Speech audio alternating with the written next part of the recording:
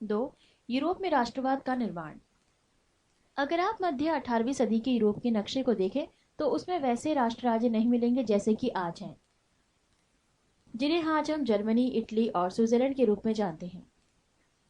वे तब राजशाहियों, डचियों और कैंटनों में बटे हुए थे, जिनके शासकों के स्वायत्त क्षेत्र थे। पूर्वी और मध्य यूरोप निरंकुश राजतंत्रों के अधीन थे और इन इलाकों में तरह तरह के लोग रहते थे।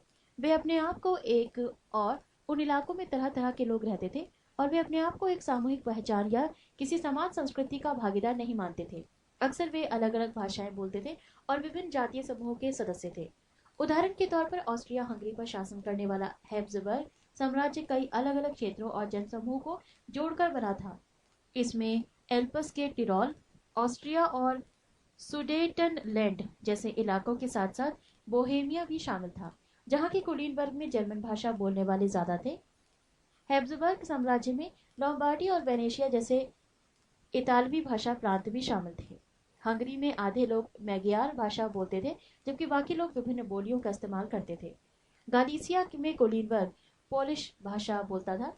इन प्रभावशाली समूह के अलावा हैब्सबर्ग साम्राज्य की सीमा रेखाओं के भीतर भारी संख्या में खेती करने वाले लोग अधीन अवस्था में रहते थे, जैसे उत्तर में बोहेमियन और स्लोवाक, कार्नियोला में स्लोवेन्स, दक्षिण में क्रोएट तथा पूर्व की तरफ ट्रांसिल्वेनिया में रहने वाले राउमन लोग।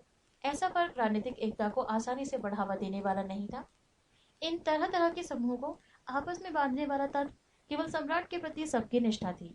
राष्ट्रवाद और राष्ट्रीय राज्य का विचार कैसे उभरा?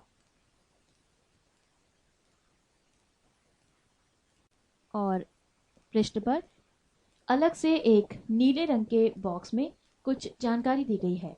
ये जानकारी है कुछ महत्वपूर्ण तिथियां। 1797 नेपोलियन का इटली पर हमला, नेपोलियन युद्धों को शुरुआत मिली। 1814 से 1815 नेपोलियन का पतन, वियना शांति संधि।